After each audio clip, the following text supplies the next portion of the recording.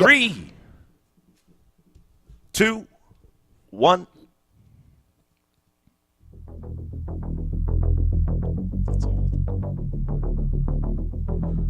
That's the old one. Untap. Welcome back to MTGYou, the Magic the Gathering podcast for you. I'm James. Want some gummy bears? They've been in my pocket. They're nice and warm. I'm Rich. On an album cover for 200, please, Trebek. I'm Damon. And I'm desperate. I'm Blades. It's Thursday, the 23rd of October, 2014. Wow. We're coming to you live from Studio U. Welcome back. Thanks for joining us. This is episode 56. Upkeep. And the reason it's 56 is because we had an awesome episode last week. Thanks to Awesome. The Gorilla Cast. the Gorilla Cast. I don't know about Not like how gorilla, awesome that was. Gorilla. But as in gorilla, as in guerrilla warfare, as in Yeah. hiding in the bushes. Yeah. I felt it lacked character. I felt it lacked some blades. Well, personally. it did lack one character, Blades, namely. That's where I was going for with it. Yes. You guys actually surprised us all with that one, but good job. It was actually a big week in news that we Kinda unfortunately missed, but you guys definitely picked up the ball, and much thanks to you. Yep. We had our talent turned all the way up. And thanks for emailing me that, and appreciate it. Yeah.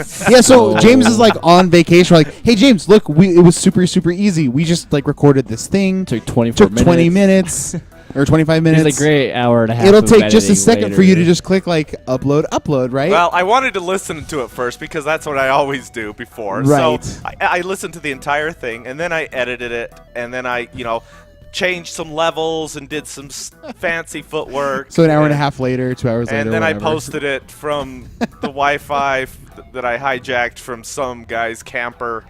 And no, just kidding. Anyway, it was fun. It was great. I love that we had an episode and we didn't miss that week. So that's why we're at 56 today. And we had a fight club earlier today, and you noticed that I played the old music. And that was because I've been thinking about this, and I kind of miss the old music. I kind of don't like not having the old music at the front. Okay. I You just don't want know. to end on the new stuff? You want business in the front, party in the back? Yeah, it's like a mullet. Our podcast is like a like a well-groomed mullet. Yeah.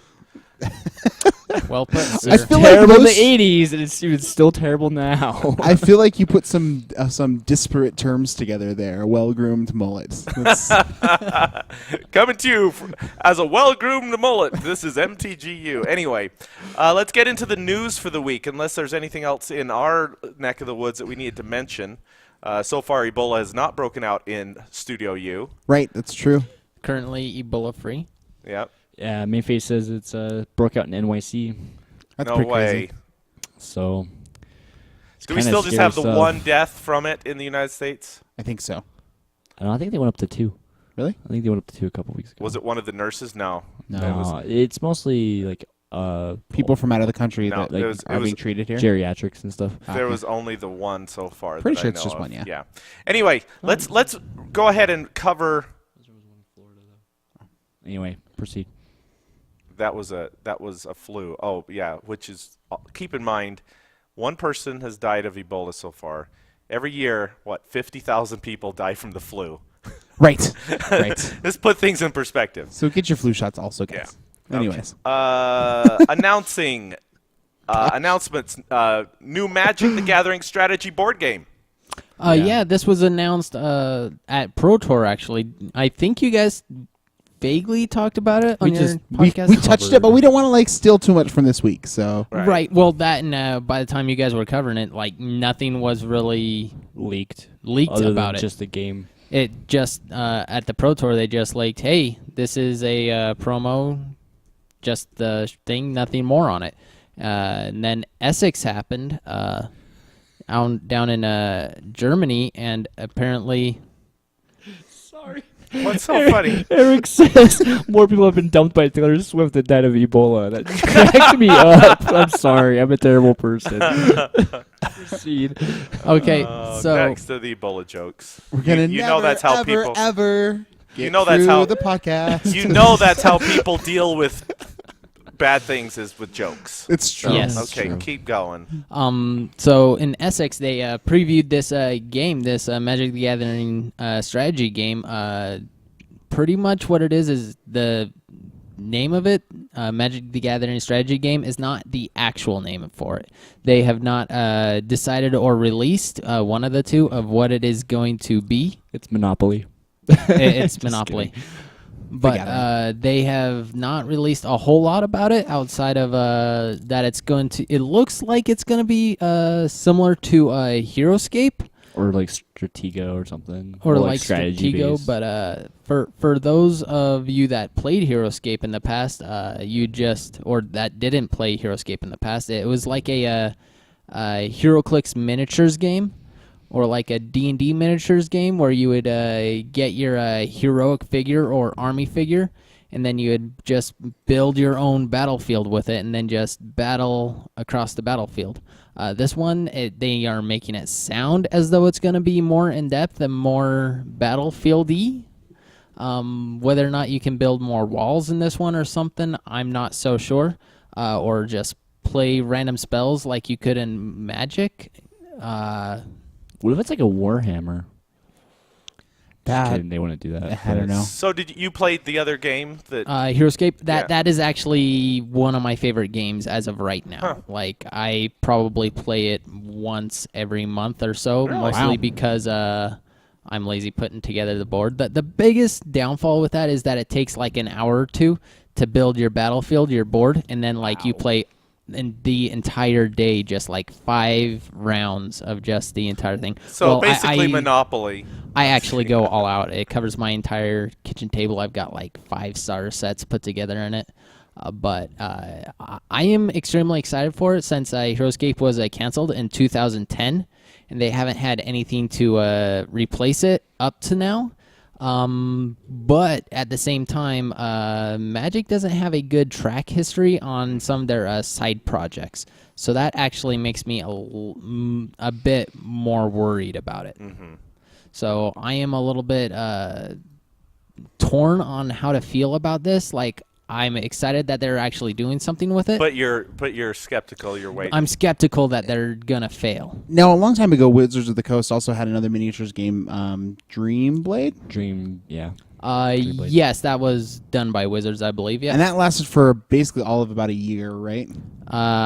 Just about. It was by the time that I found out about Dream Blade and It was started being playing canceled. it. Yes, it was out for like a month, and then the figures went downhill. So they're actually like at our home shop. There's a bunch of guys that were really, really into Dream Blade, including you guys probably heard us mention our buddy Dante a couple times. Mm-hmm. He actually qualified to go to the first Dream Blade Pro Tour, and then decided not to go because like I can just qualify for the next one because he was actually a really, really good Dream Blade player.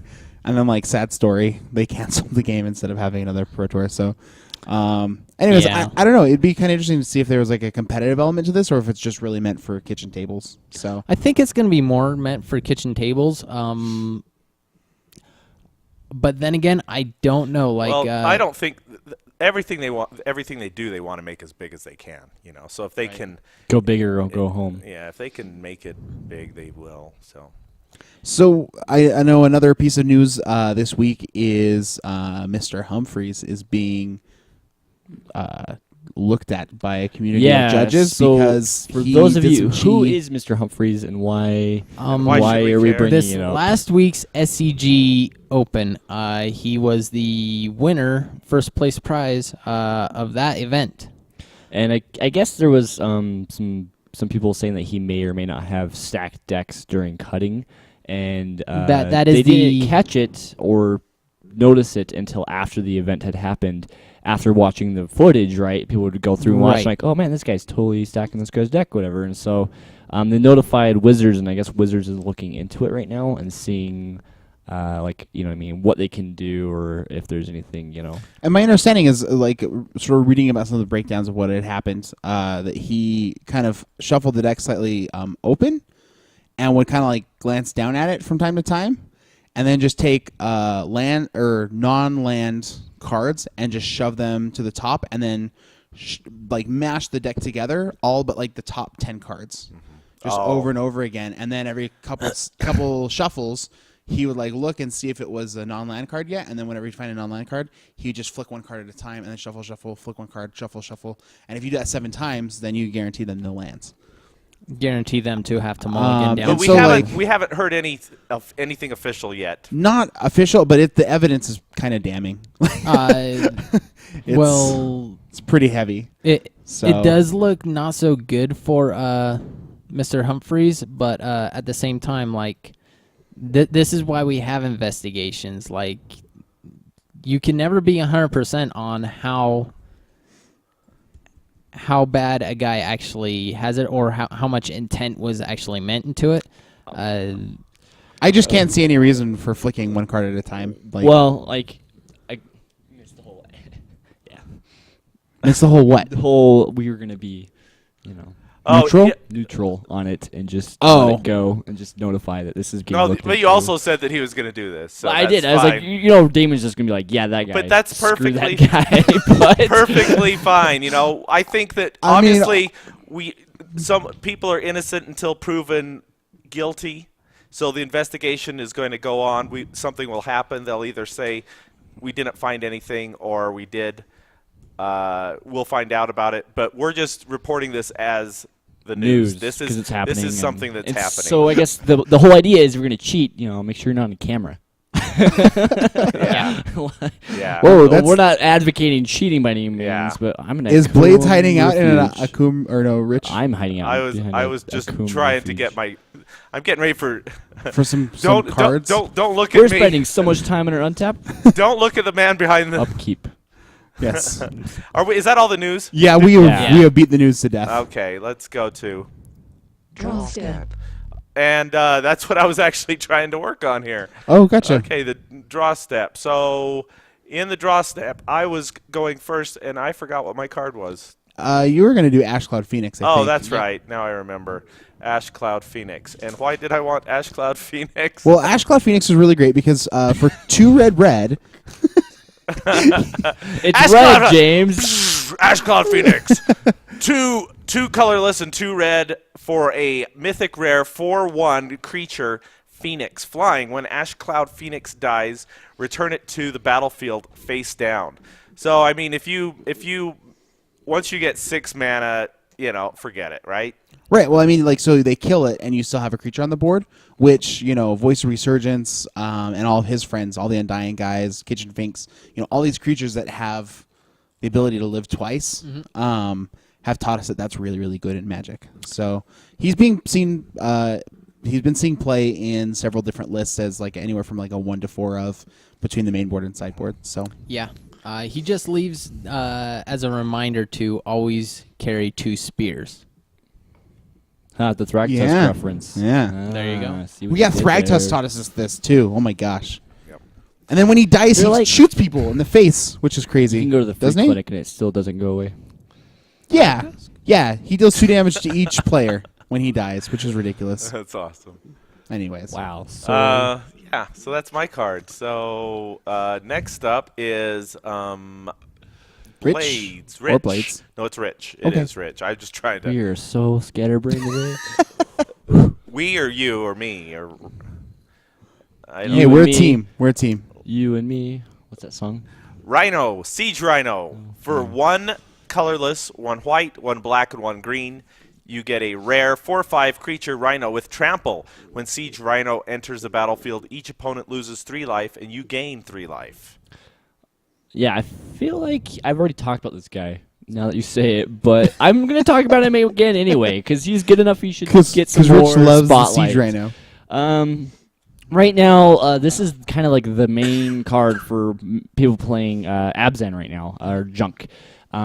It's a 4/5 beater for 4 mana, which is really, really good. But the ability of just like losing life and you gaining life is great. I mean, now you're not losing as much life on your pain lands and things like that. Against the aggro decks, you're able to recoup some of your life lost and make a huge blocker. 4/5 for 4. Right. Price is right. Has trample, so trample really matters with somebody this size. Yep. And it works great with like Sorin and with the Johnny Mentor of Heroes because you could just make him just huge, right? Yeah. Also with Sylvan Caryatid. Carrot head. Yeah, you can cast him turn 3. Yeah, it's freaking Yeah. house. You never feel bad casting this guy usually ever, and the fact that you can like whip him out and get some more value and stuff like that. So I've also heard him described as almost having sort of semi-haste because he deals those points of damage when he enters the battlefield and like swings a life by 6 points. And then also like he's a big blocker, so like he really allows you to last for a long time, right? Which is kind of the It is Abzan definitely way. a haste-like effect. Yeah. And the only card that gives this guy a lot of trouble is actually Mantis Ride right now because it can block it for 3, and so you're only doing 1 point of damage, and they're hitting you for 3 in the air still. That's the only problem right now with the Siege Rhino deck, the Abzan mid-range decks is actually the Jeskai Control or the Jeskai Wins deck, which we're going to talk about later today. Yep. But Siege Rhino is just house. He's great. He runs over little guys, and he's a big beater, so sweet. All right, and so then we're moving on to Damon, I think. Yep. Dig through time? Yep, that's me. Dig through time. 6 colorless, 2 blue for a rare instant. Delve. Each card you exile from your graveyard will cast this spell. While casting a spell pays 1. Look at the top 7 cards of your library. Put 2 of them into your hand and the rest on the bottom of your library in any order. So I really, really like this card because it just lets you dig. Dig deep.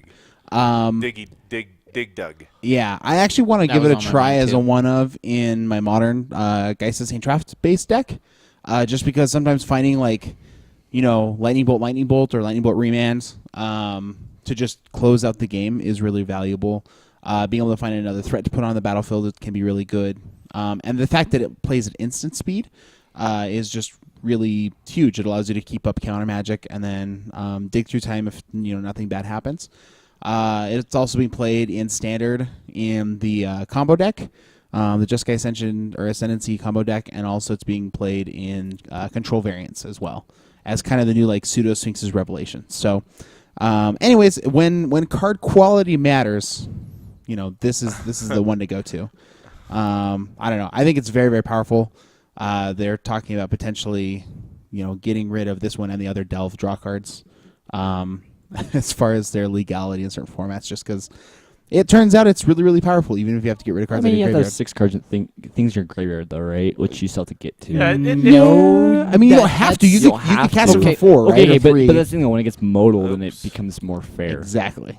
And also, I totally I already was went thinking of on. a different card, not Mana Strider. I don't know what I was thinking. Oh, okay. Yeah, that I was. I was sort like, of- I don't know how Mana Strider blocks this I was guy, sitting here, I'm like, Mana Strider has pro But Rich, white, right? No, I it believe in doesn't. you. I believe that Mana Strider sometimes Don't does mind a thing. me. I'm just. Is that dumb what as you? Was that always. the? Yeah, I was like, I realized after I said it, I'm like, oh my gosh, I'm an idiot. I just put my foot in my mouth, so just ignore me. But go ahead with Okay. Dig Through Time. Still with Dig Through Time, a lot of things where in the Geist deck in Modern, I tried out the Treasure Cruise in that for a little bit, and it just wasn't pulling its weight to where... Yeah, because sorcery speed, which is terrible. Sorcery speed is really the defining factor, where you get a average of 5 spells into the graveyard with that one, and where a lot of those spells have great Snapcaster Mage potential to bring back.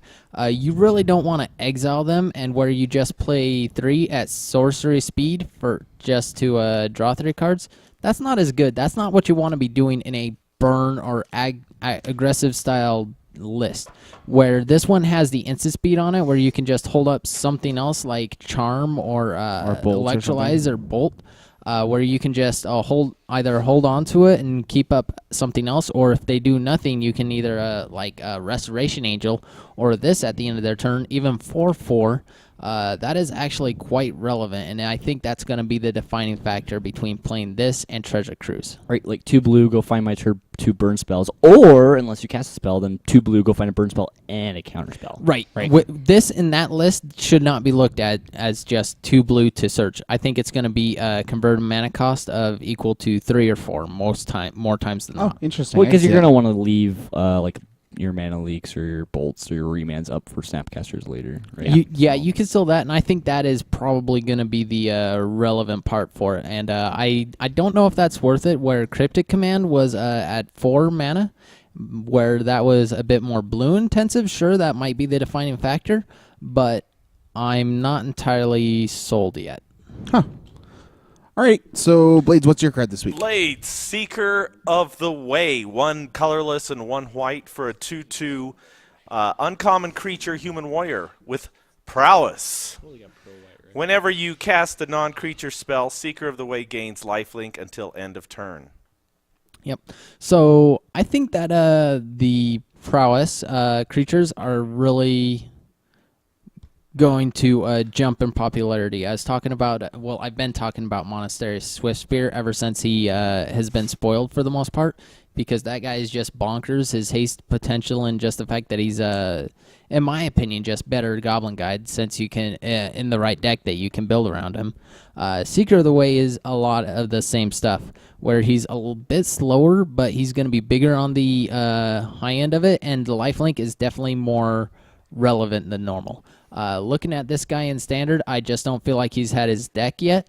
You have seen him in a few Jeskai builds and stuff, and those decks, just a lot of the spells in those decks are more of a high-end, high mana cost variance, where I think that this guy has not been exploited to his full potential as of yet. Cool beans. Very good. So- I also think that Blades likes picking these cards because he just loves the fact that he can now say prowess. Right. So he's exploiting that. So, Rich, I feel like maybe Jeskai or the Mantis Rider wasn't necessarily what you were thinking about in relation to Siege Rhino. It was Stormgrowth Dragon. I'm an idiot. So sorry, guys. It's an off week. Go figure. I gotta say though, okay, Seeker of the Way. I think it's really good in certain matchups, but there's a lot of matchups where it's not as great. I've seen this guy get played turn 2 and then just get outclassed really quickly, to a Siege Rhino turn 3 or stuff like that. Potentially, you know what I mean? yes. It's one of those cards, you know what I mean? It's really, really good in the right deck, against the right deck. I think the really big factor is the fact that you can gain life, though, helps you out in the aggressive matchups because you're able to keep pushing damage. And that right there is what I think makes the Seeker of the Way worth playing.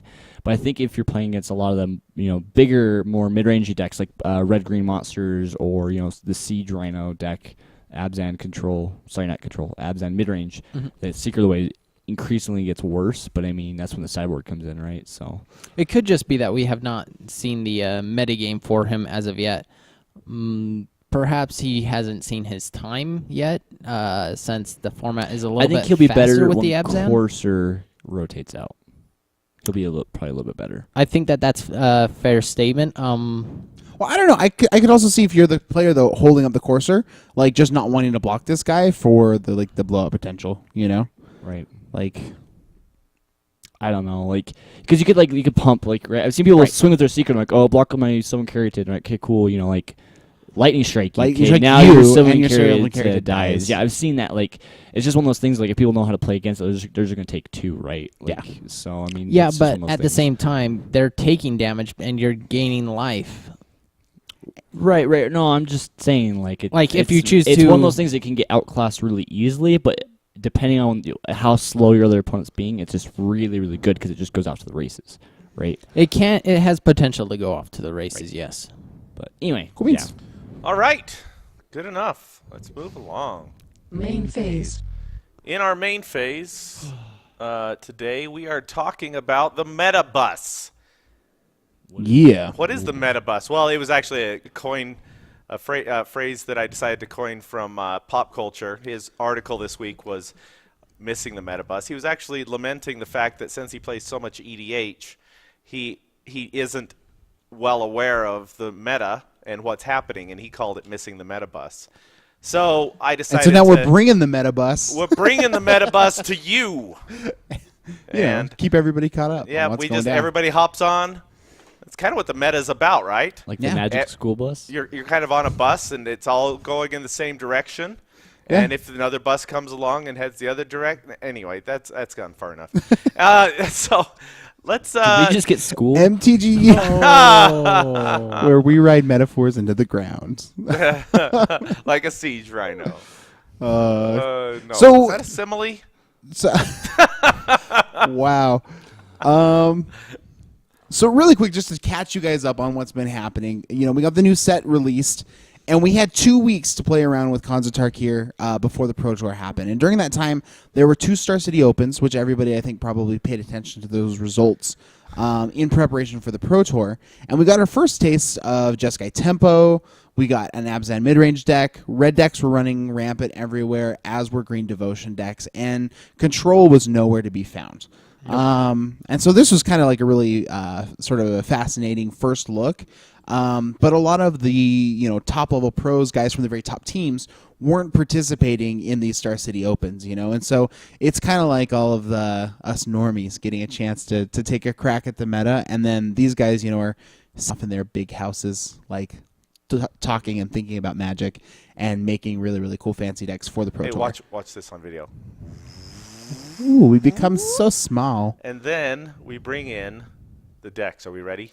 Yep, so then we finally make it to Pro Tour, won by Arilax with Abzan midrange. Mm-hmm. See why Ooh. I did that? Go fight, win.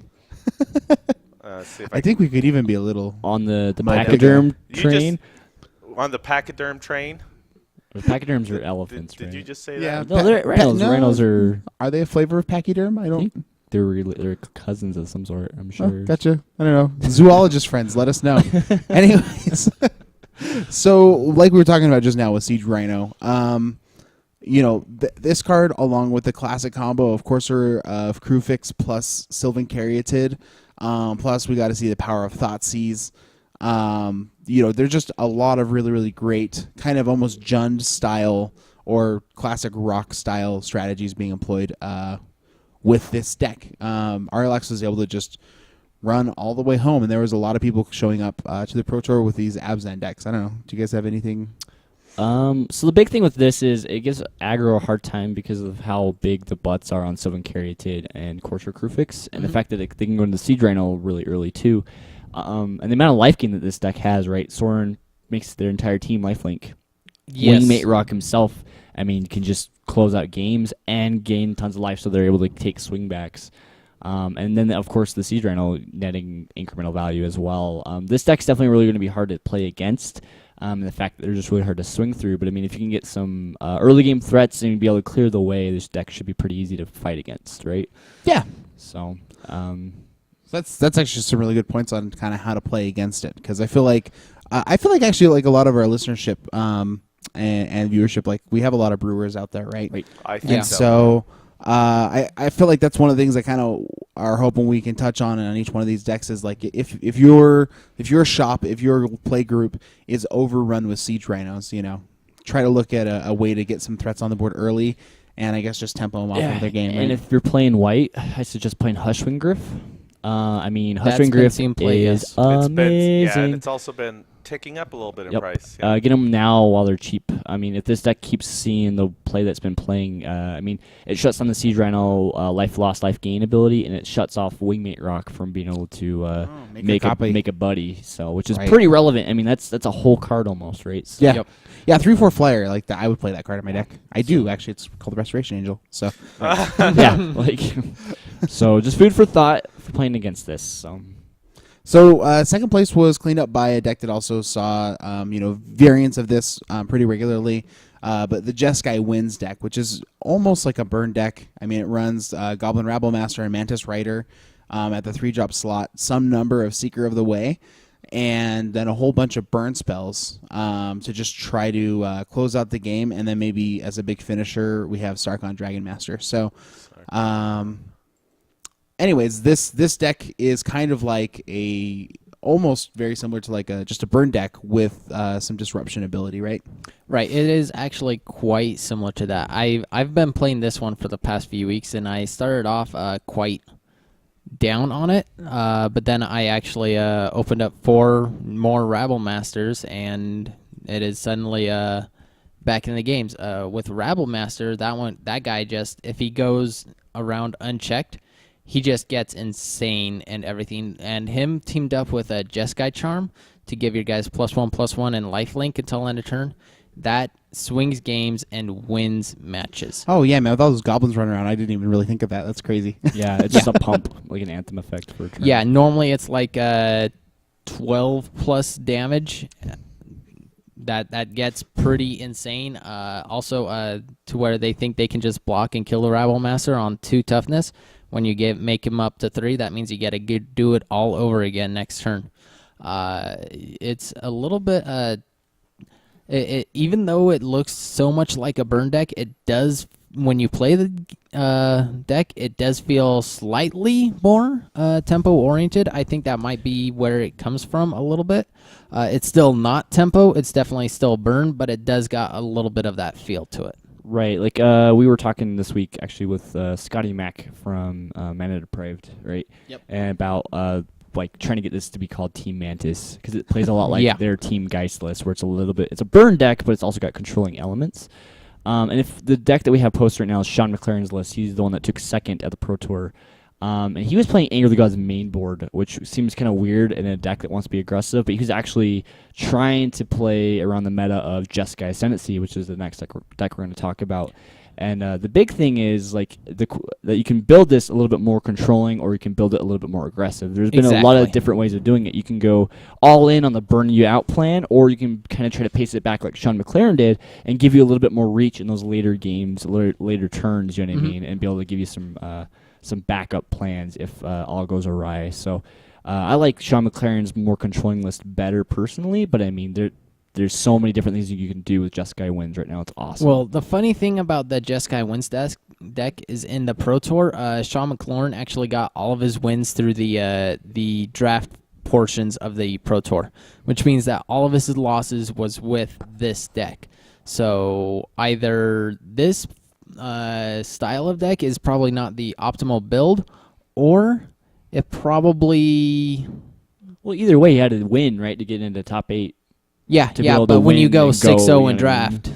I mean, that helps. That helps a lot. Right. That helps a lot. That means he has to go somewhere around like 7-3 with this, which means he's still got a winning record, but it's not as good as like Ariel Axe's. I think he did like 8-2. But I feel like this had a lot better matchup against a lot of the Abzan decks because of the fact that it could go later in the game and push with the Abzan decks later in the game. It definitely right? does. You also see against the Abzan decks, since this deck has a worse matchup against the Abzan decks traditionally, you see them going more towards the new Wrath effect and also Elspeth in the sideboard.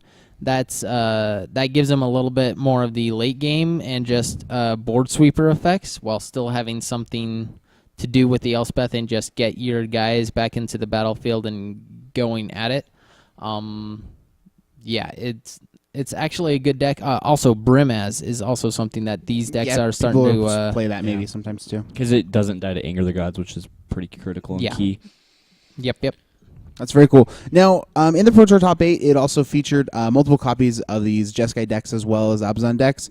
There was even Flock was able to pilot a control deck to the top 8, but I actually think that says a lot more about Even Flock than it does about control in the current meta. Well, him and Owen Turtenwald were both on the same blue-black. Roughly the same. They were blue-black control, though, in general, blue-black right? control. It seems like it's still in a rough place. I don't know if we have quite all the pieces we need for a control deck, so we're actually probably going to kind of skip over that one today. But we are going to talk about the standard Jeskai Ascendancy deck.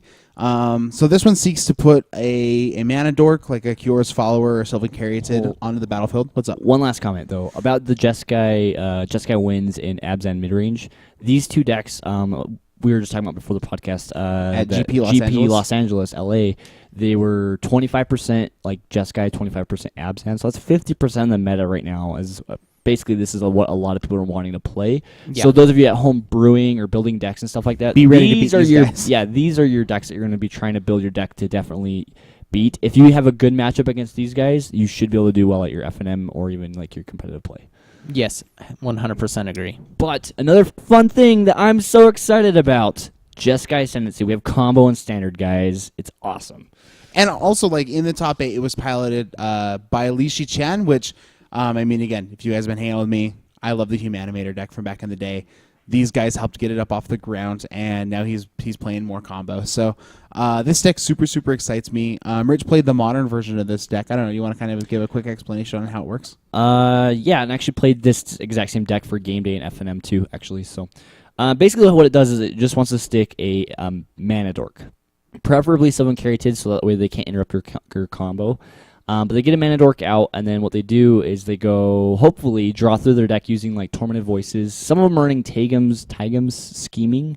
I'm not a huge fan of that card because it doesn't net you card advantage, but it does dig you deeper and give you more stuff for your dig through times. But I like Tormenting Voice better personally. But to try to use these cards and dig through time to dig through their deck to go and find their Jeskai Ascendancy. Jeskai Ascendancy, what it does, it costs 1 red, 1 blue, and red.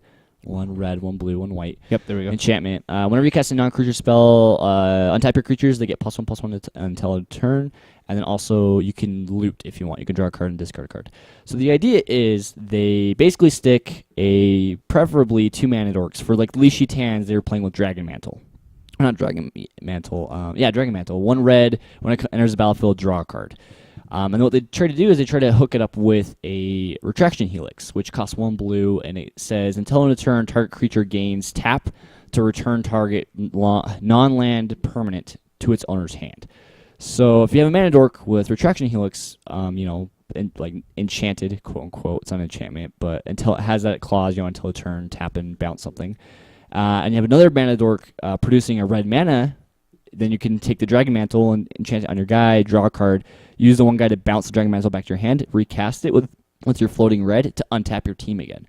Rinse, repeat, go infinite, draw through your deck basically until basically what they do is they draw through the deck until they find either like an Astral Cornucopia or a Nissa or hold on, we're not there yet. Like Astral Cornucopia, Tormod's Crypt, or a Briber's Purse, which is Briber's Purse has been the big one because you can actually cast it early in the game to stem the blood flow from tons of creatures and stuff attacking you with the aggro decks. But so what they do then, they find the Briber's Purse, and what they do is they cast the Briber's Purse for free, and they don't pay anything in the X on these spells, and then they just untap their team for free. So then they use the guy with the Vortex to tap it, to bounce it back to its hand, tap for some mana, play it again, untap your guys. Do this infinite amount of times, make infinite all of the colored mana you ever wanted, go infinite.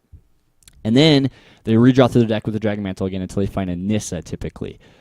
They don't have to have the Nissa. They can do it in other ways, but then they cast Nissa, and then they basically make one of their lands into a dude, bounce Nissa back to their hand, recast, make another land into a dude. Do this for all of their lands, rinse, repeat, and then they cast their non-creature. Typically, it's an artifact spell for 0, and then make their team infinitely huge. So you just bounce it back to their hand and go infinite, right? So now you have infinitely huge lands and infinitely huge creatures. And the cool thing is, if that's not enough, or you can't find your Nissa in time, you can actually just Twin Flame and cast all of your mana dorks in Twin Flame and copy all of your mana dorks. And do that again because usually they run 2 Twin Flames. And this enables you to go off if you only have 1 mana dork too.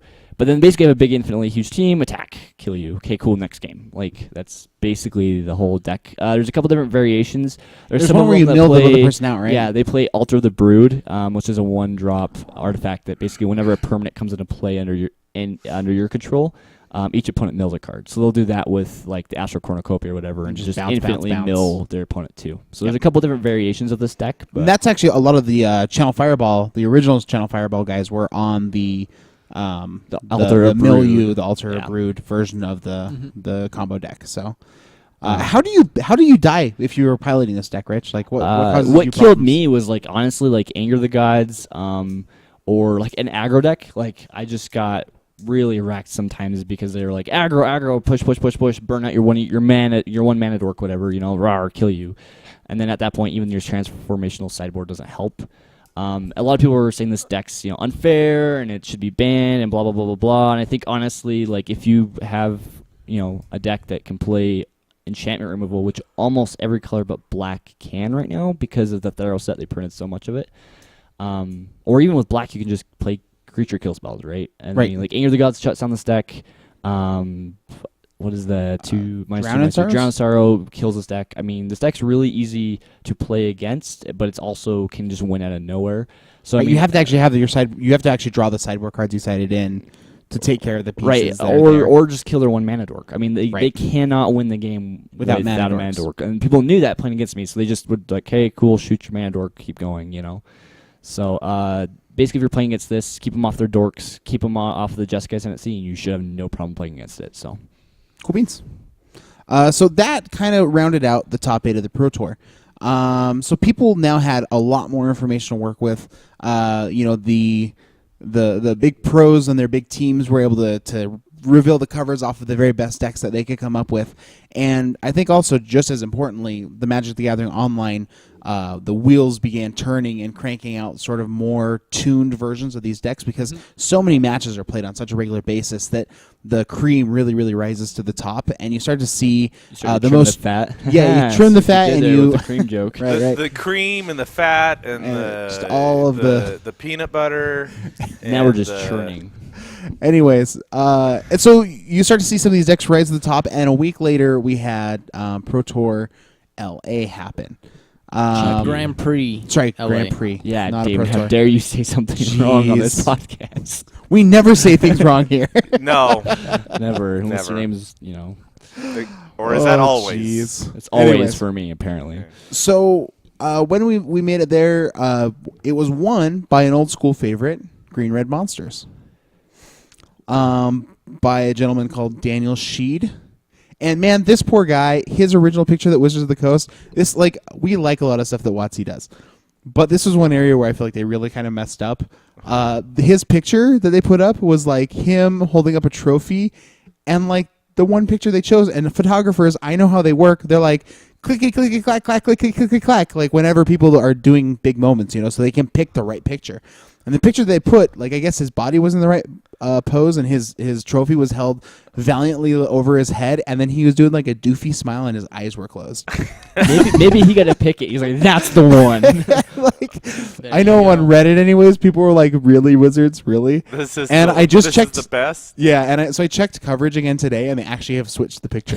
That is awesome. So they That are, just shows you that WotC does listen to Yeah, the people. and they check out Reddit and they listen. Anyways, but yeah, the deck was kind of surprising. I'd actually heard some speculation that maybe Xenagos didn't really have a strong place in the meta anymore. Does But with Corda calling, right? yeah, Genesis Hydra. yeah, and also it turns out that just the good old-fashioned plan of ramping into big guys is still good. So Well, Hornet Queen. I mean, Hornet right? Queen is so very scary. good right now because against the Jeskai aggro deck, they're like, oh, burn your Hornet Queen. I can't swing with my Mantis Rider still. right, so many bodies for one guy. Right. I mean, again, we were talking about this earlier with Ash Cloud Phoenix. Whenever you can make more bodies with one card, like, you're pretty far Which ahead. they even play in this list. I mean, go figure, right? Yeah. So we do actually have, like Rich was just saying, access to the Ash Cloud Phoenix in the main and the side. We have a bunch of guys that ramp the classic combo of Sylvan Caryatid and Corsair Crew Fix. But you don't see them in, not being in the same decks very often anymore. Yeah, right? yeah, they're like the very They are besties. holding hands almost. When that poor actually no, they get to rotate out together. They'll be able to stay together forever. So that's positive. Anyways, they play Pelucranos, which acts as a great mana sink. I think what puts this deck over the top though is the Creator's Clause, right? The Creator's Clause really throws just it up the over Fireball, right? Make 10 mana really easily close out the then game. Just close out because they play Nykthos to an extent. This one's only playing one, but a lot of these are seeing two of. Yep. So Which claw? Sorry, Crater Clause and a sorcery. Creator's Clause, your favorite card, James. Oh, there's that is one. seeing play. Actually, I heard with this deck that a very common play is Crater Clause for just a red, and you get to blow up their mana dork or their A shock Goblin effect. Rabble Actually, Master. yeah, everybody I know that plays this in their red green monsters right now. They use it as the removal for the Goblin Rabble Master Yeah. on turn 3. Mhm.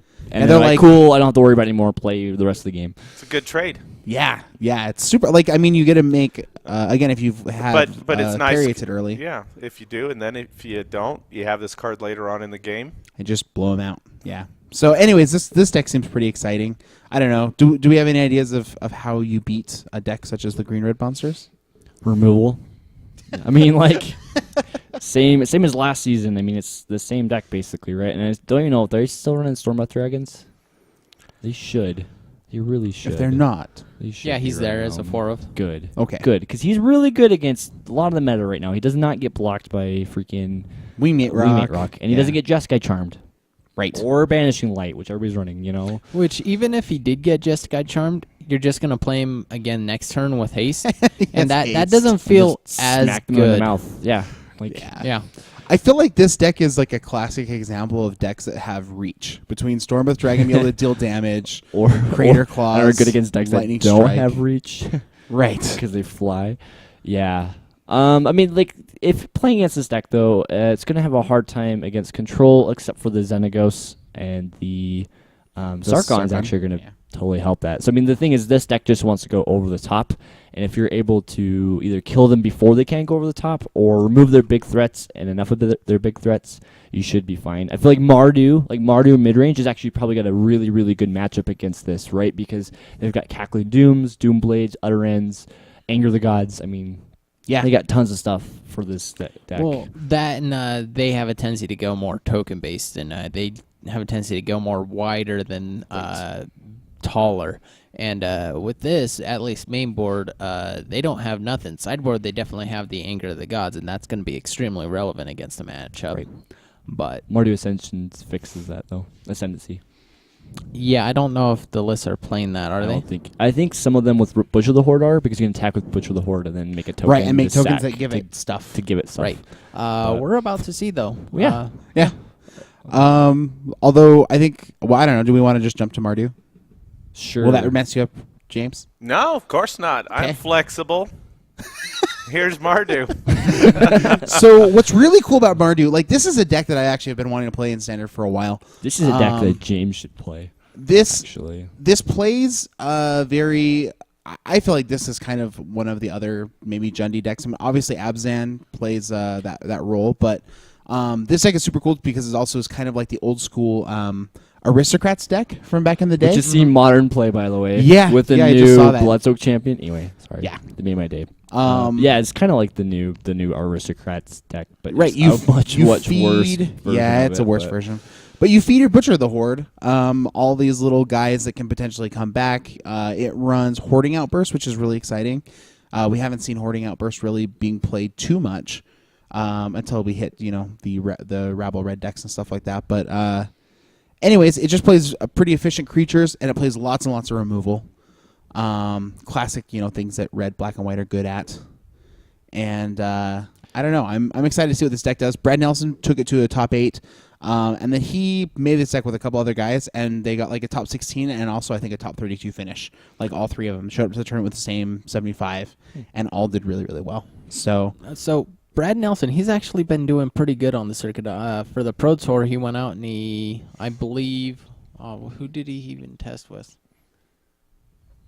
oh, he tests with the French guys, doesn't he? Revolution guys? Yeah, Or no? I think he was Revolution guys, and he was like top 16, top 32 there as well. At the Pro Tour, really. Yeah, That's awesome. He made a good showing, and then he comes here and he does it with a whole different deck. He tapped different. into a different deck than it see much play, right? In Right, Pro I think Tour. for the Pro Tour he was red-white control.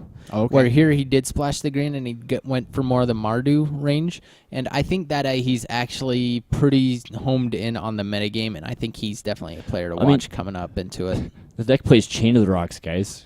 Come on. That actually seems pretty bad. Turns out Path to Exile / Sword Plowshares. Right. Like, well, these are good they run removal. so many mountains though that they can Right. do it. So Also, actually, Crackling Doom, if you'll highlight that card, like that's another one that's super the exciting. big one. I feel like this deck's definitely going to be one of the better ones against the actually Abzan, and Green Red is really good against Abzan too. Which brings up a question in the chat room by Raised Above 05. I missed the talk on Abzan. What do you guys think is the best deck poised against them? Definitely probably like Mardu mid-range because they can go wider and they have the removal to be able to remove the threats. And they have an that excellent removal suite, but like their creatures are almost as good. And then Crackling Doom keeps them off their best creature, Yep. right? Yep. So- that's pretty good. I also like the Green Red mono red monsters. variants right now to Yeah. where Just Red go White under. Swarm. yeah, you just go under, and with Hammer Hand that makes things unable to block right now. That seems pretty good. Carotid does seem pretty good against that, just due to the hexproof. It can block like a small guy every now and then, but you're just gonna still end up outrunning them. So while we're talking about decks that beat Abzan, can we bring up Bosley? Yeah. And guys in the chat, sorry, I it's have to spelled apologize. It's Boss Slay. You know, in a one-horse bossy sleigh. I swear I meant Sly. There's no E there. Anyways, Tom Ross, I guess, sort of was one of the originators of this deck. He's real big in the Star City circuit. But there was a version of this deck that made it into the top 8 of the Grand Prix as well. And basically, this is very similar to the mono one-drop deck you've been playing, right, Blades? Yes, this one seems a little bit more in the middle, where the one that I've been playing is probably more explosive, but it's also gives more room to Die later in the game, right? Or this one can go a little bit later. to die, just miss out on your first opening draws, where it's all in on the heroic and the heroic enablers, where this one is more in on creatures rather than all the random other targeted things. Yeah, so I've been actually playing a mono black list is what I'm building now. It's very similar to this, and I say that In style? weirdly in Right. style, like it's just mono black. And I mean, Hall of Triumph is so good right now, weirdly enough. Yeah. So you could basically the idea is that you could still play monocolor decks. I mean, mono green is really big Absolutely. right now too, but it's basically mono green monsters. It's just not without the red, right? So Right. and mono red's been really, really quick, angry, fast like this. I mean, Monastery Swiftspear, the new Goblin Guide, right? Yep, So- budget Goblin Guide is pretty good still as a budget. Like getting to start out the game dealing damage is pretty awesome. Fire Drink Crusader, we haven't really found a deck for him, to perform well. Like Rich was just saying, the Hall of Triumph turns all your red guys into forces to be reckoned with. And then Well, I mean, Hoarding Outburst. Hoarding Put Outburst. 3 1 guys into play. Well, and there's then you play Hero Hall of Triumph, and then there are 2 2s. Right.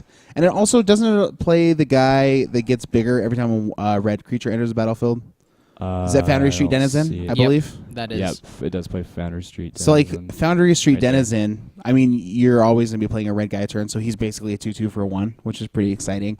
And if you happen to, like, be able to go, 2 1/1s and then play Hoarding Outburst and just make Foundry Street Denizen a 4/4, like, that's pretty explosive. Yep. Well, even Hoarding Outburst and then, Convoke to stoke the flame something. Yep, Convoke Stoke the Flames probably closes out quite a few matches. So this deck really just seeks to play guys early and kill guys fast. It's mono red aggro, right? Yeah. Which seems like it would be a good way to battle GR monsters, actually. Yeah, I think this deck Yeah. allows itself to go under a lot of other decks. Yeah. So Absolutely. Game 1, you definitely have the advantage, but after Game 2, it's looking like you're going to be seeing more Anger of the Gods and Drown in Sour effects coming in, and that's going to be extremely relevant and hindering to this deck coming forward. Is he running Erebos, God of the Dead in the sideboard? no, that's Eidolon Eidolon of the Great Revel. The Great Can't see Revel. that. Yeah, so Eidolon is also a really, really exciting card. It's been seeing a lot of play in Modern, the Modern Does Mono it Red play deck. any Harness by Force? I don't No. think so. It should. That card is Anyway. also really good. Yeah, but that one is also a bit more expensive, unfortunately. Yeah, it's 3 mana. Anyways, and then lastly but not leastly, I guess we'll end with some Abzan aggro. Or what is it? Demonic Zoo. as Demonic it's Zoo. Also called. Yeah. This is the deck I want to play. Yeah, Rich, tell us about this deck. What things do you like about it? It's What just things strike out to you? Fast, angry, mean, rar. The difference is instead of going a little bit bigger and trying to draw the game out like the Abs and mid-range deck does, it actually just wants to try to kill you as fast as possible, but still plays a lot of the same spells that the Abs and mid-range deck plays. I mean, and offends is a card right there. I mean, 3 mana for a 4/4 beater is just freaking sweet.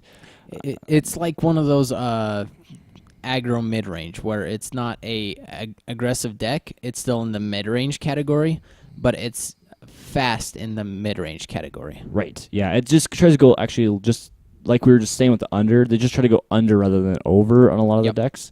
I mean, so they've also they actually still play Courser Crew fixes in some of them, which I think This only has more, 3. Yeah, it's more to accrue like damage. Sorry, Card incremental advantage? card advantage, Yeah. right? To be able to fix their colors and stuff, and then gain a little bit of life is cool too, I guess. And it's actually really good against the aggressive decks. But I mean, it plays Fleece main lands. Yep. I mean, oh my goodness, 2 mana for 3/3 that gets big and monstrous is awesome. I actually feel like this deck is sort of a nightmare for the mono red deck because it's sort of the same idea but just like slightly bigger, so it can deploy threats just as fast. But they're all the just threats are like bigger. beefier. Yeah. They're just it's just a little bit bigger than they are, but they're not going so big that they're going to get swarmed as fast. Right. And also and the reason why it's called Demonic Zoo is because it plays the kitties. It plays, this, and then Rakshasa Death Dealer, Yeah, which Rakshasa is also Death really Dealer is sweet. Release the kitties. Yeah. And then my personal favorite card I've been playing for the last freaking year and a half of Standard is where did it go? It's on there somewhere. Maybe not. Fleece main? No. Tormented Heroes. No. Oh, it's not this Tormented version Hero, doesn't. Tormented. Yeah, the Torment Herald. Herald of Torment. Herald of Torment. Herald of Torment. It's not on this one. Okay. They also some of them play Herald of Torment as like a The 2 demon? or 3 of. Yeah. Because it's a 3 mana, 3/3 flyer for 3. So I mean it's on par with Mantis Rider. But the cool thing is you can actually pay 5 mana to bestow it. So And make like a 6/6 flying cat. right, make something bigger. Flying demon and cat. Make a huge which is called Demonic Zoo. Yeah. It also plays Sorens because why not? Well, and also actually giving your whole team +1/+1 and lifelink. plus like, 1/+0. Yeah. Sorry, +1/+0. Mhm. Like just allows you to really probably finish out games. It's still Definitely. ugly art though. I don't know if I can ever be sold on Soren's The like artwork's not bad. I It's technique wise, he did a really good job with it. okay. I mean, it is a derpy background. No, I like the background and I like basically everything except for What? Soren's face. Soren's face for whatever kills it's me. too Just seems He like stoic. he can't believe it's not butter made from dragon skeletons. Like he looks so Fabio in that one. I just can't handle it. Anyways, That's good. that's what I gotta say about that Fair Soren. enough. I love that. That's what I love about this. It's the things we hear that we never thought we'd hear. Anyways, And that's the thing too. This deck can actually go modal into more of a mid-range deck with wingmate rocks and stuff like that in the sideboard. So, I mean, that's cool too, right? yeah, it's super So, cool. So, anyways, I feel like these kind of touched on a lot of. Sorry, do we have anything else? To I was say? just say we should probably at least highlight blue-black control a little bit. We did. When we talked about Pro Tour, we said Ivan Flock, and it had more to do with Ivan Flock than it had to do with Blue Black Control. There's a lot of people brewing it though and playing it, and Really? trying it. Yeah. So tell us more about Blue Black So Control. like really, it's just blue-black control. Like counter spells, kill spells. But Prognostic the Sphinx? mage thing. Yeah. Their win cons are either Ashiok, Prognostic Sphinx, or Prognostic Sphinx. The Leviathan. Sphinx. And then Pearl Lake Leviathan. Yep. Pearl Lake Ancient. Yeah. And then Yeah. but the thing is like really like what they trade off instead of white for End of Hostilities is they're just running that Perilous Vault. Perilous Vault. So that's about Oh, it really. gotcha. And then the thing is like the only way they gain life though is through their lands. They play Radiant Fountain and stuff like that, and the lands that gain life on the end of the Oh, battlefield. gotcha. And so with Pearl Lake Ancient, you're able to grab them back up and pick them back up and float mana and then recast it again because that's flash, and then untap and then play the lands again to gain life back. Oh, It's kind of cute. It's a really bad deck, but I mean it's something that people are playing with, so it's something to keep in mind. I think I'm actually on board with your kind of cute statement. Yeah, like there's some of them are splashing white for Elspeth and End Hostilities, which seem better, but the difference is you're trading, synergy for, like being a little bit slower paced or something like that. So yeah. I'm actually surprised that Elspeth hasn't really made a bigger splash in this post rotation format because she was such a huge player, in so many decks, and last she's format- present where she's around still, but not nearly to the volume we were seeing Right. before. Last format revolved around her in it was turn 6 Block. Elspeth. It was like Block. watching the Titans all over again, right? Yeah, yes, it was definitely all around that. You did see her being pretty big in Ari Lax's list. He pretty much just took the Patrick Chapin route to it and just ran into Elspeth, ran into Planeswalkers, and just the Abzan aggro deck into the field goal. Seems to be working recently. I definitely think we have not seen the last, or definitely not at the top tier of what Elspeth is capable of in this standard Yeah, format. and I think, like, we talk about every time we talk about meta breakdown, it gets really fast and then it starts going slow again. So I think that it's probably going to slow down a little bit here in a bit. Yeah. But also, she doesn't protect herself as well now. I mean, making 3 blockers, which was huge. And now we have Mantis 3 Rider. months ago. But now we have Mantis Rider. We have Siege Rhino that doesn't care. Like, we have tons Trample. of a lot of these spells and effects now that just say, Honey Badger don't care. We're going to still swing through for lethal next turn, Yep. And the decks are swarming that can go wider than Elspeth can go. But also the blue-black list, they also play, what is it? Clayton just said it. Jorubai Merklurkers, which gains lifelink, and it doesn't die to Anger of the Gods. So that's another thing they're playing. That's fairly relevant. So. Well, nothing in that deck should die to Anger of the Gods, and all of your opponents' Anger of the Gods, if they were playing a main board, you're definitely not going to be seeing them. Game 2 anyway, right? So the one thing about it is that if you pop Soren's ultimate against them, there's absolutely no way that they can win where they run so little creatures and where Soren's ultimate makes you sack a creature. Unless they're on the Ashiok play, right? Okay, yes. Ashiok is the one way around that. Stipulation, right? Yeah. But, I agree with you, though. Again, if you can ult the Soren against them with all of their heroes' downfalls and stuff. Yep. And their perilous vaults Seems that rough. nuke everything. Yeah. But, I mean, the fact of the matter is that deck's slow, so... Yeah. So, really quick, just to give a quick summary, I feel like, to talk about the pillar cards of the format and what to brew around. I mean, obviously, we've said it a million times. We got Courser of Crewfix and Sylvan Caryatid. They're buddies. What are some other pillars that we have? So, Dig Through Time is starting to look like there for a little bit. It was exploding. Like it was like $12. It went from $3 and it was $10 uncharted as overnight. to where it was going to go. Right now, yes, it does look like it's settled down to around $13, and it seems like any deck that has blue into it wants Dig Through Time. Unfortunately, blue is probably not the biggest color to be played right now. That's true.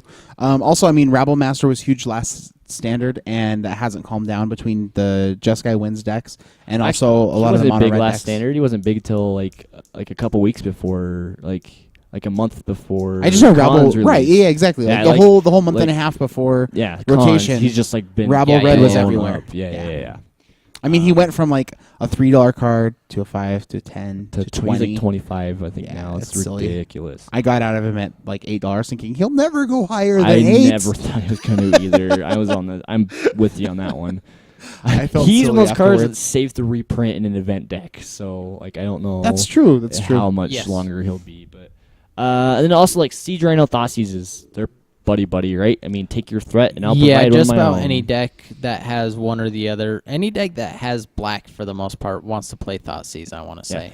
Oh, and one thing we should talk about for sure is the fact that we don't have any 2-mana black removal is actually super critical right now. Yeah. It means that's another reason why the meta's slowed down so much is there's no kill that thing dead. You know what I mean? Every removal is, if it's 2 mana, it's got a It's very stipulation. conditional, It's yeah. very conditional. Like destroy target Bile-Blight. enchanted creature or Lightning enchantment Strike. creature. Yep.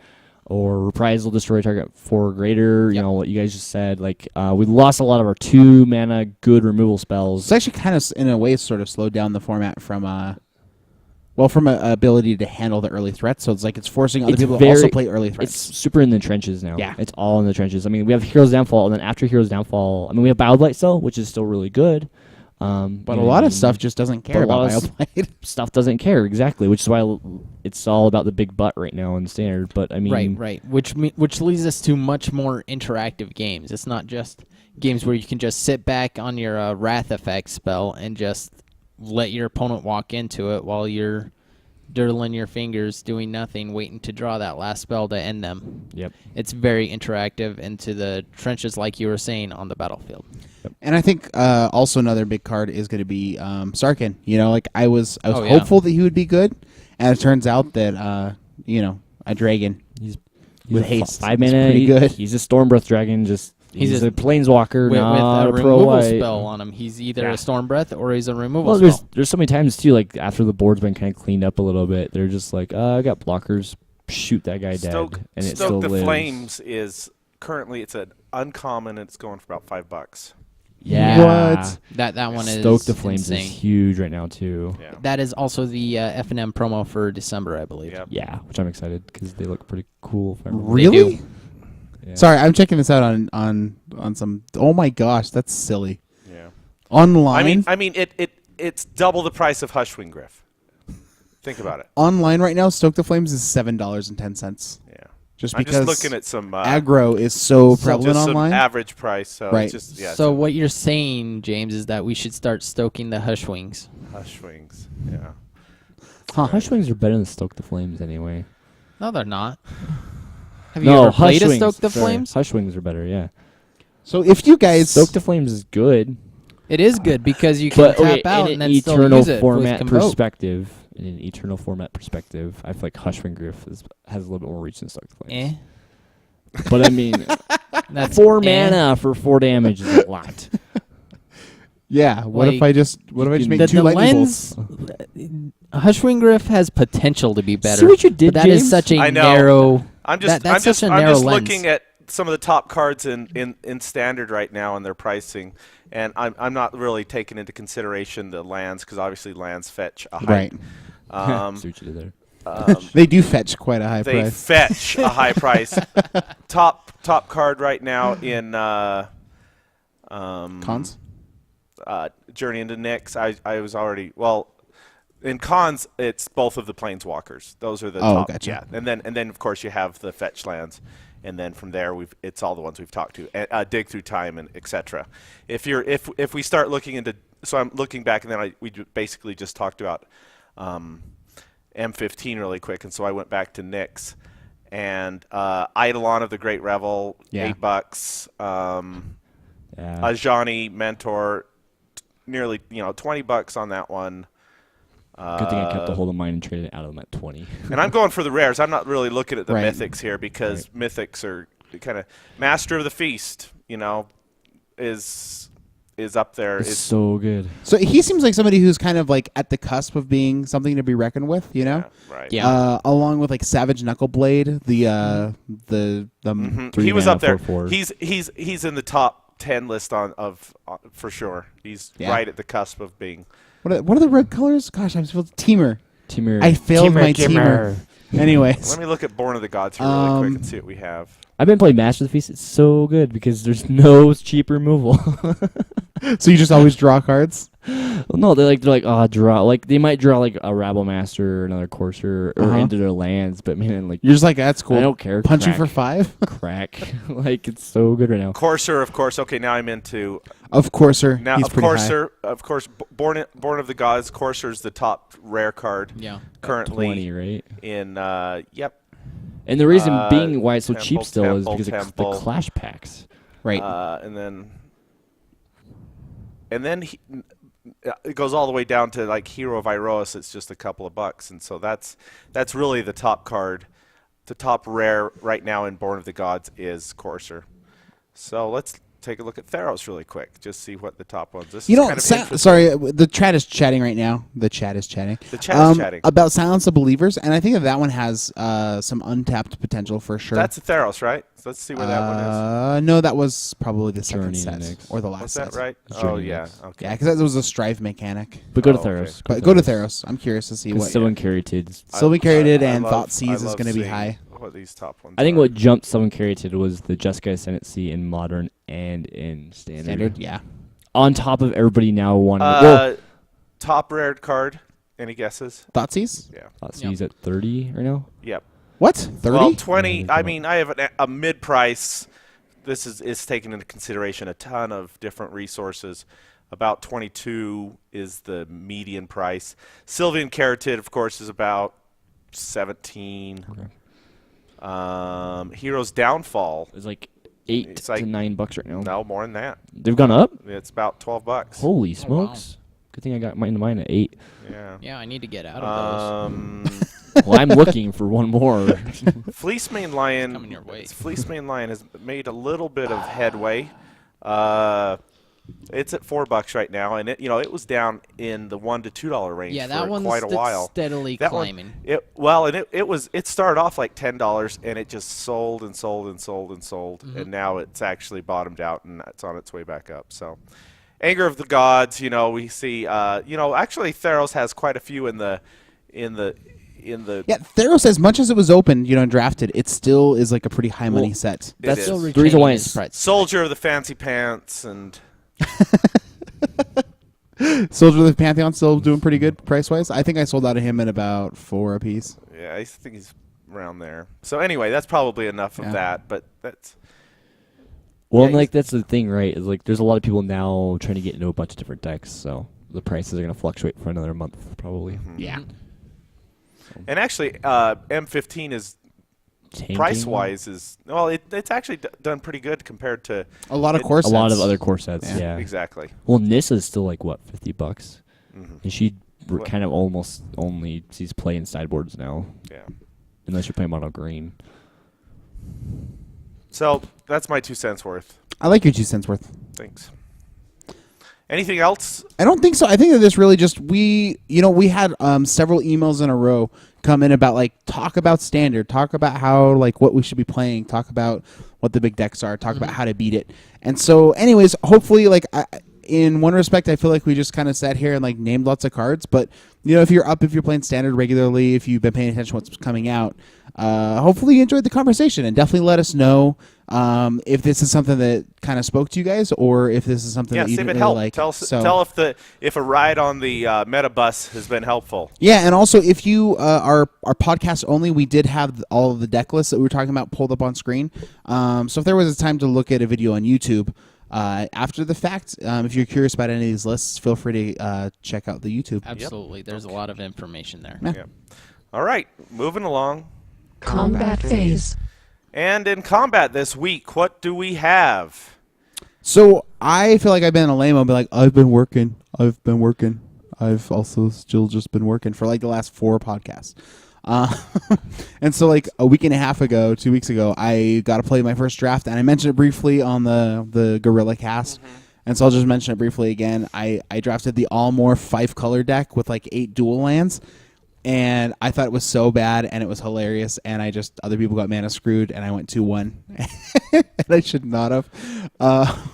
But it was awesome. So, anyways, I 3rd or 4th picked the Path of the Elementals. Trail of Mystery. Trail of Mystery. Yeah, that's sort of the same thing. Those, whenever they represent morph creatures, it's just like this ball of light, and I think it's cool looking. So, anyways, I knew it was a morph guy walking down a trail, apparently, of mystery. So, yeah, I 4th picked that, and I'm just like, yeah, dude, let's just pick every single morph and see how that goes. And it was fun. It was hilarious. So, also just like 2 nights ago, I got to go. Our shop runs like just a free modern like tournament night, and there's this guy that I guess always comes in, and he's playing basically like the Aristocrats deck for modern. But he's actually trying Butcher the Horde right now over Falcon Wrath Aristocrat. That seems really bad. Sorry, I mean, but indestructibility seems, and already having haste and having haste by and itself. can get bigger. Man, I just gotta. I mean, I lost some games against him. It's cheaper. So Butcher the Horde is cheaper, Well, no, and it doesn't die to He said he bolt. had it already, so he's just trying stuff out. I guess. Oh, that's I don't know. fine. That's fine. He's Yeah. allowed. I just Cartel Aristocrat. I think is And better. Path. Not Cartel. I mean Aristocrat. But- Falcon Wrath Aristocrat. So the deck played very, very Jundy. Jundi. Yeah, it was very Jundy actually. Like it was like Jund without Tarmogoyf, right? So I got Lingering Souls that I had to deal with. I had all the hand disruption through Thoughtseize, and the other Thoughtseize. I don't think Butcher's bad in that deck. I just Yeah. So like- what I was talking to him about was actually trying Packrat in the deck, because there's no. There's this black-white Craig Wesco modern deck. There's a lot of token decks plays- that play Packrat. Yeah. So like, what if you have Packrat and Lightning Bolt? That seems bad. Or Packrat and Lingering Souls seems better, but Right. That's the cool thing is But you play- pitch your Lingering Souls to the Packrat and then flashback no, Lingering like- Souls. Value rich. Blood-Soaked Champion. Right, I Enough agree. said. No, it should be there too. Enough said. We should all be friends together in this deck with Pack Rats and Bloodstone Champions, and go back to the Aristocrat, and it'll be a sweet deck. But I got a chance to finally play my Team Geist deck. That's all the way. I own all of the cards. I've been having to borrow lately, and it was just really cool to like finish a thing.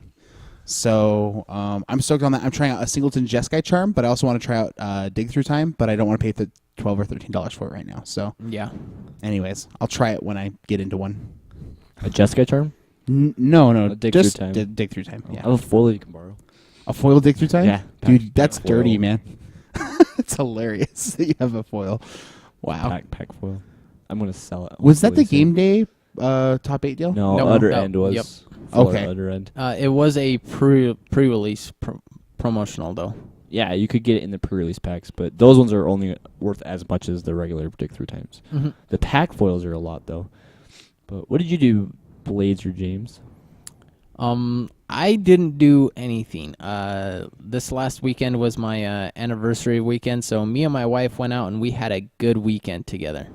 That's awesome. You guys did swing by the Draper's store though. We and say did hi. swing by the Draper's store for a little bit to say hi, but unfortunately we also had to catch a movie and get some ice cream. So Where'd you guys go get ice cream? Sorry, James was like, I like. Where did you guys go get ice cream? So funny. your mom's. Why'd you guys drive all the way? No, I'm just kidding.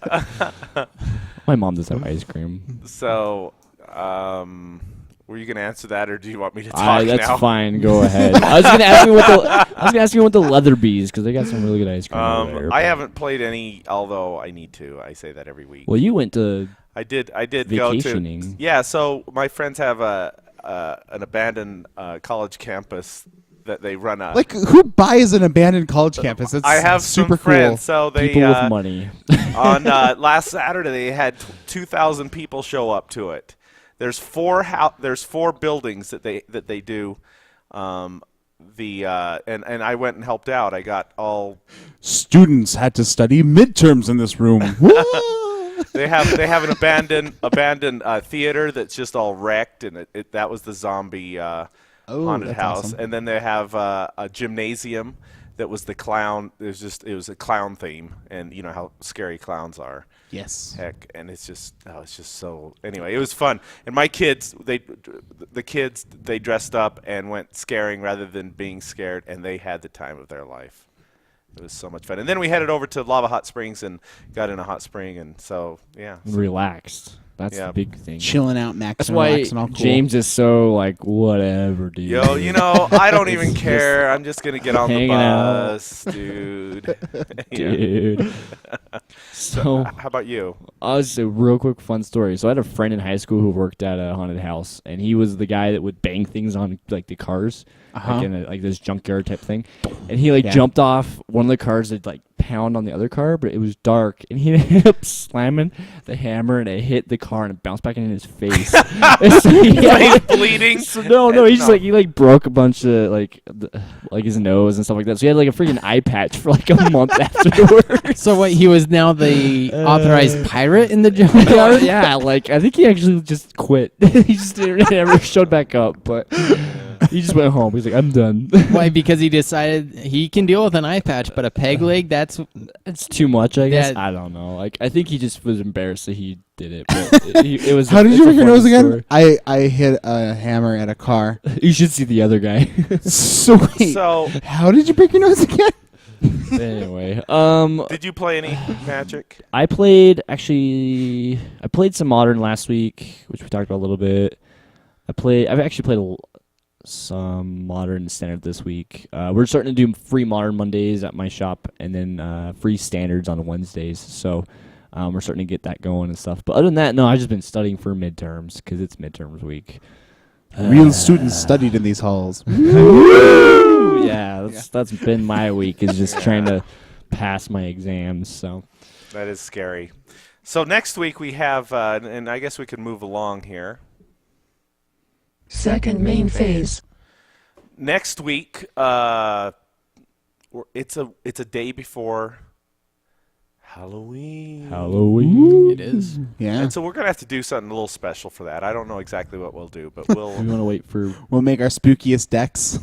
we do have some special guests scheduled for next week. I Yes, believe. we do. Right. Is that next week or 2 weeks? It's a casual crowd. We should Yeah. see what you did there. And You guys should take command and probably find out who's coming in next week. yeah. Oh, shut up. You started it. Anyway, And I finished it, too. Yeah, next week's Halloween. So do people do F&M on Halloween? Well, it's not actually Halloween. It's the day before Halloween. No, but Friday is Halloween. Yeah, Friday. F&M. Oh, F&M is. I don't see why not. Right? Damn. You know, I'm that's gonna try and I do was it. really hoping not, but I'd like to be able to have my birthday off. But Oh, and guess yeah, we're it's having a double birthdays. birthday next week. Birthday. We got a special birthday guest next week that's probably not going to be here. birthday Probably guest. not. Yeah. Birthday. Yes. Yeah, birthday's guest. Birthday. Can I be in my birthday? No, I'm not underneath That these is clothes. I'm not wearing anything. That's my Halloween costume. But that's a present for both of us. Wait, but all of us don't wear pants when we do this anyways. I don't understand what the issue is. I'm gonna stand up. calisthenics, guys. Go. Anyway, so email feedback. Do we have any email feedback? I think I have one. Let me see if I can find it here. Blah blah blah blah. Man, I love that email. Just the blah blah blahs. That's what really got to me. Yeah, isn't Lets that me just know what- heartwarming? Checking the emails. Checking the email. Yeah, so the new, like we were saying, the new Commander decks do come out November 7th. Yeah. So we'll probably be covering some. And they still I did- haven't released any of the other Planeswalkers for those, have they? I did get an email from Mike.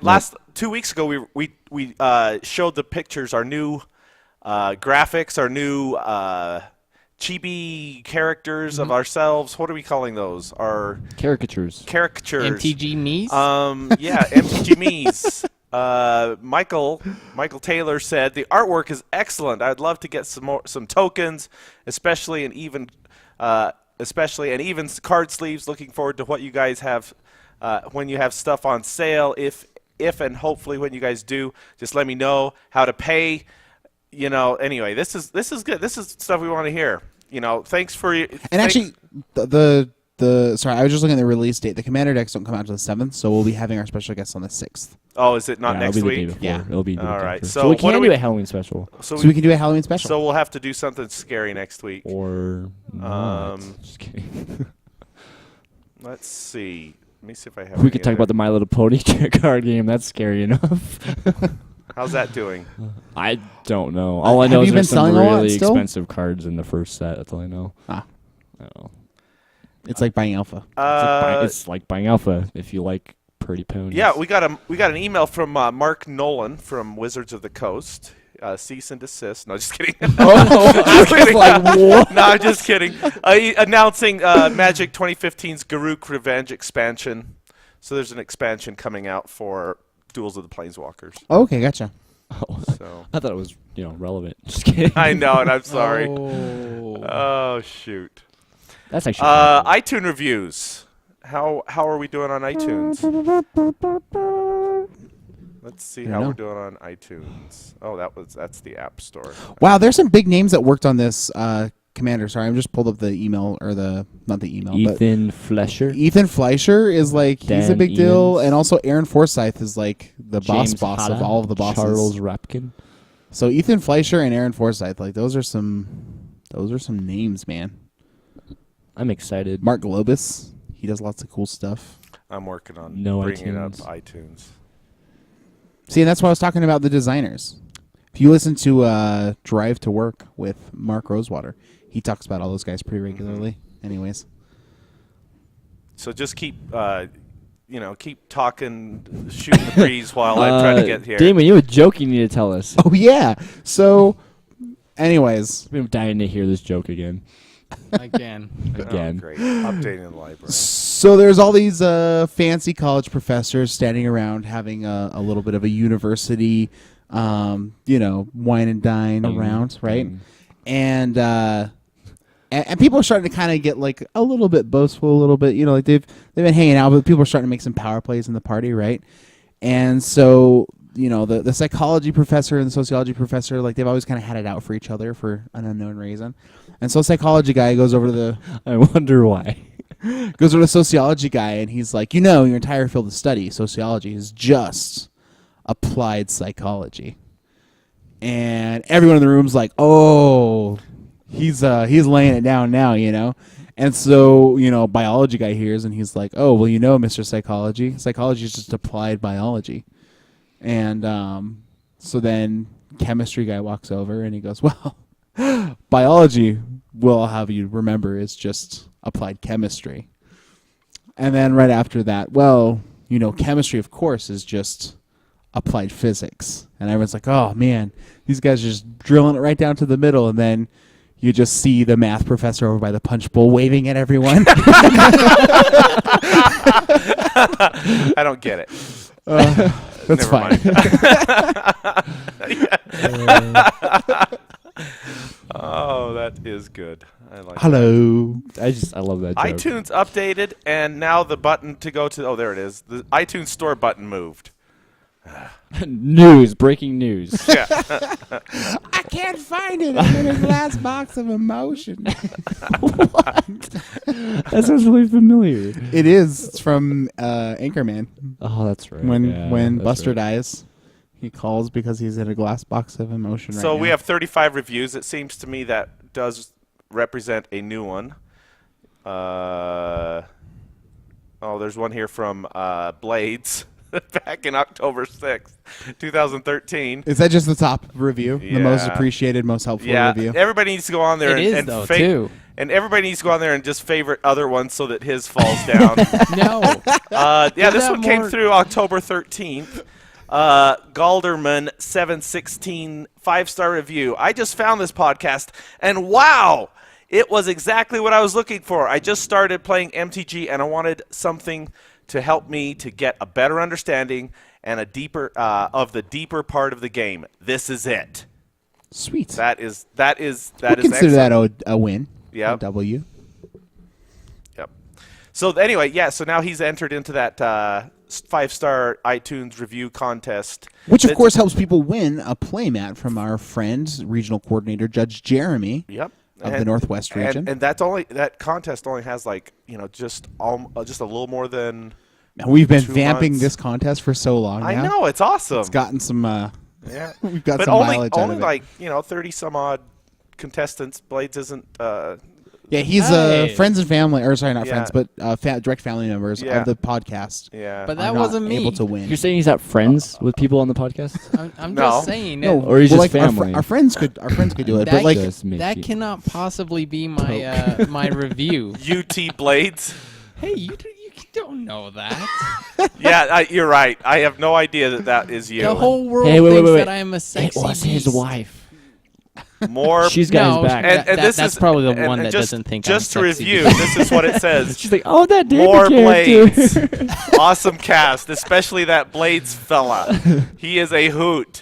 Give us more Blades. All Blades all the time, please. Blades sounds like a sexy guy that knows his way around the bedroom. Sorry, I Can't choked lie. on something there.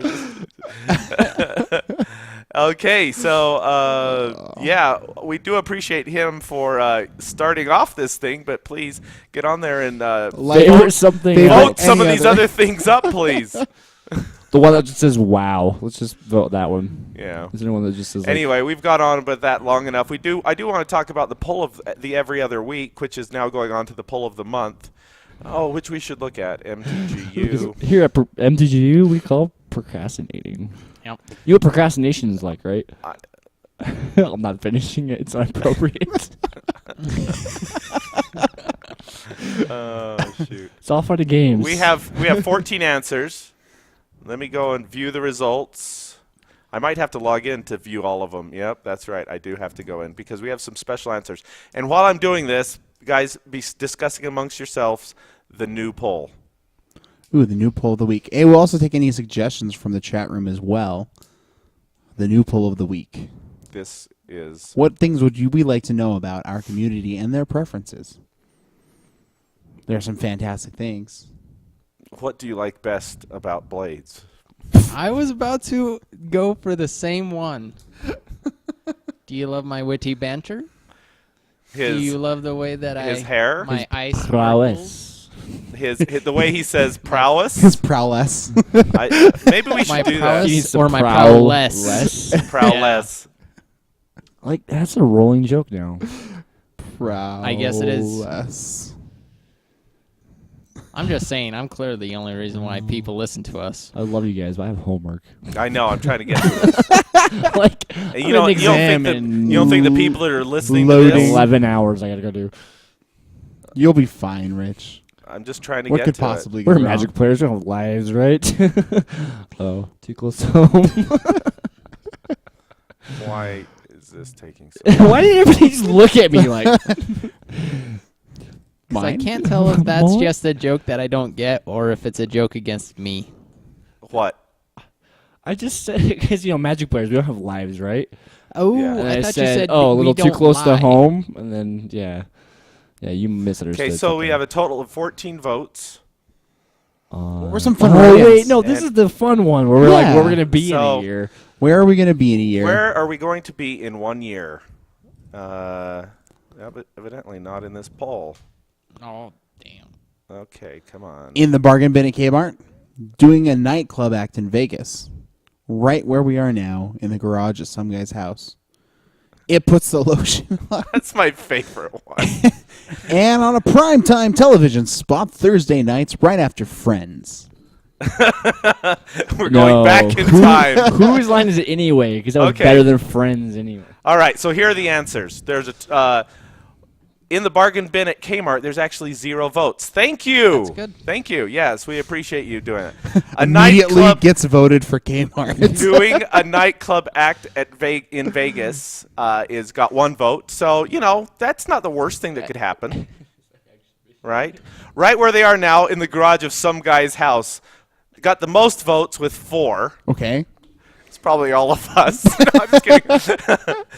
It puts the lotion on. It got 1 vote. Well, that should probably be combined within some guy's garage. Well, that's in the hole in the garage. Yeah, that's in our off time. Yeah. Primetime television on Thursday nights got 2 votes. That's the second highest. Okay, and then here are all the write-ins. Yeah, the right. Dumpster diving for Commons, 1 vote. Secondhand adult movies, 1 vote. Yeah. Wait. Dumpster diving for basic lands, that's worse than Commons, 1 Wow. vote. I love this one. VH1 Behind the Magic. That wouldn't be bad. Yeah. Maybe Primetime Thursday if they could spell it. Haha, I spelled Thursday wrong. That is amazing. And the final vote, the sunken city of Raleigh. R''Lyeah. Relay. Relay. Yeah. Isn't that in What France? is that? I don't know. Or- We have Google. We have the powers of Google. It's probably I'm wondering if that's I think Behind the Magics on VHS is also another Relay. one for adult Relay. movies. So we cannot be in the sunken city of R'lyeh. I wonder if that was a It's a ancient- fictional lost city that first appeared in H.P. H.P. Lovecraft. Lovecraft story, The Call of Cthulhu. So is that Oh, that's I've another read reason. that. I don't know why I So- didn't remember it. we could do a podcast from there. No, we can't. I'll bring the old There's gods back. sharks down there. No. We've got Cthulhu on our side. Cthulhu, I can deal with. We're calling Sharks, I you know, cannot. We're summoning the old gods, man. Let's do it. Okay. All right. Well, that just about does it for this show. I can't think. I think it of past does it for this show. anything- I can't think of anything else to say. Well, I probably could, but we're not going to say it. Yeah, we gotta leave them. If we can't leave them wanting more, we gotta at least We just gotta beat a Leave dead them. horse. We still have to. We just have to leave them. not running away. Okay. If you are anything like me, you constantly leave them wanting more. Because you didn't give enough the first time. Here we go. Ready? Yeah. Yep. I'm just kidding. Roll that And music. We're out. End step. If you want to contact us, you can send email to mtgyoupodcast@gmail.com. Interact with us on Facebook by going to facebook.com/mtgu. Follow us on Twitter by going to Twitter at the MTGYou. Catch us live on Thursday nights on twitch.tv/mtgu. Subscribe and like us on YouTube. Find us at youtube.com/mtgu. We're also on Stitcher. So for the MTGYou podcast. I'm Rich. I'm Damon. I'm Blades. And I'm James! Now we pass the turn to you. What are you laughing at? How bad of a reader I am? No, the whole podcast just felt like, well, we could kind of maybe Just We'll get there. maybe Siege Rhinos is pretty good. Deck. Rabble Master. We had an off Like, week. we had it going with Siege Rhino, Dude. and then we sort of just... Mantis Rider blocked Siege Rhino all day. all day. I was thinking Storm Breath Dragon the entire time. I was like, yeah, because, Mantis Rider has Pro White. Chat room, if you're still there, We are sorry. I appreciate you guys for hanging out with us. Like nobody's business. I mean, if you could hang out this long, God bless you. God bless us, everyone. Yeah. Hey, we haven't even had Halloween yet. That's right. I can't listen to my holiday music yet, but best believe come Oh, Saturday? holiday music, man. Saturday next week, yeah, I'm there. Yeah, are you? So I grew up with Mannheim Steamroller. Oh yeah. yeah. Christmas Oh hits. yeah. It's like- Chuck Davis. You know it. It was like early. I listen to Tim Burton's Nightmare Before Techno-ish. Christmas when it comes to Christmas.